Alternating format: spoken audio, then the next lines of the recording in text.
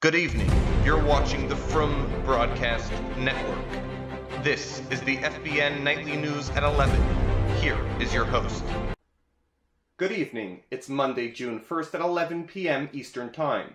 Tomorrow's daf is Nedarim Daf Tes. Thank you for joining us tonight. The levaya of an elderly Jewish couple took place yesterday in Houston, victims of heavy flooding that swept through Texas and Oklahoma last week.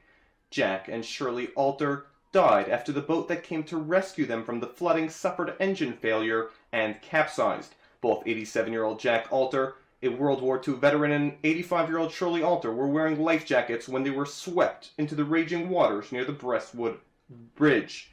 Their 55-year-old daughter, who was also on the rescue boat with them, survived despite losing her life jacket after falling into the water. The levaya took place at the Congregation Beis Yeshurun Cemetery in Houston. The flooding also affected local shuls in Houston. The Maryland Minyan experienced extensive damage. Many of the svarim in the shul were destroyed, and tefillin were Rachmana litzlan ruined. Much of the building was damaged and is in need of repair, although minyanim are still taking place. U.S. Secretary of State John Kerry broke his leg in a bicycle crash yesterday, apparently after hitting a curb, and scrapped the rest of a four-nation trip that included an international conference on combating the Islamic State group. Kerry was in stable condition and in good spirits as he prepared to return to Boston for further treatment with a doctor who previously operated on his hip. Kerry was taken by helicopter to Geneva's main medical center, HUG, after apparently hitting a curb with his bike in France.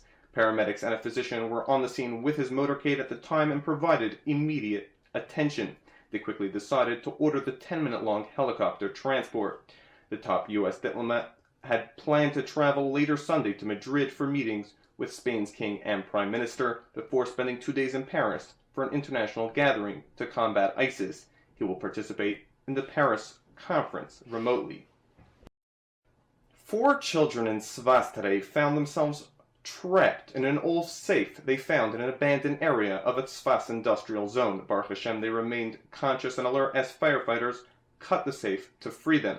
Hatzalah was able to speak to the children while they were still inside the safe. When firemen finally got the safe open, all of the occupants were conscious and were transported to the hospital to be checked out. The average price of gas in the U.S. has increased 4 cents a gallon over the past 2 weeks to $2.84 a gallon. Still, that's a tiny increase compared to the 35-cent jump recorded over the previous 5 weeks.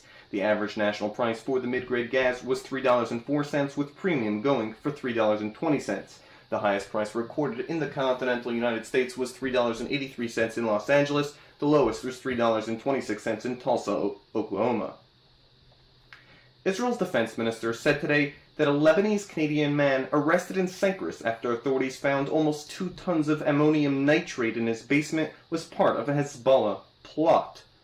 Minister Moshe Alon said he was citing information he had received from authorities. Local media had reported a possible connection between the 26-year-old suspect who arrived in May and Hezbollah.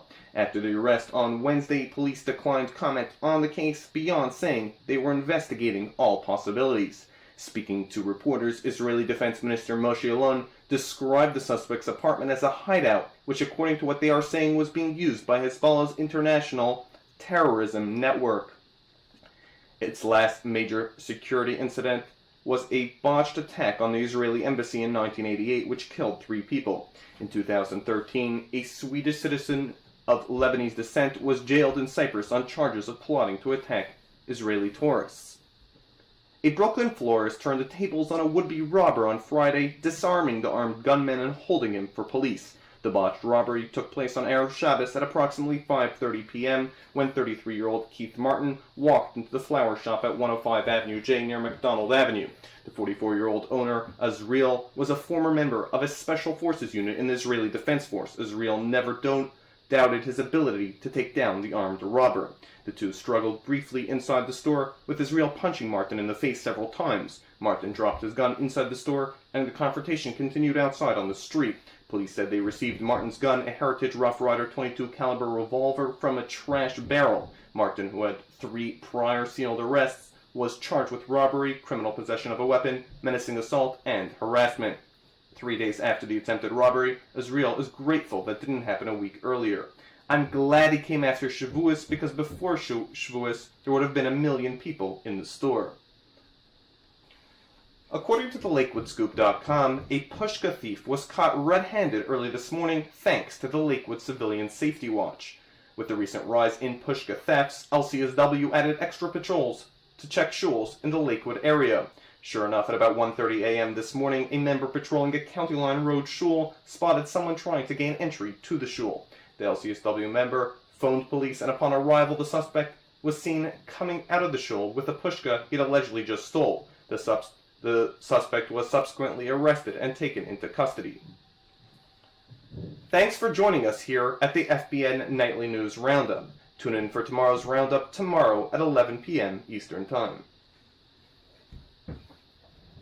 Tonight's show is brought to you in part by Maishi Menlowitz's new CD, Nostalgia, now available in stores.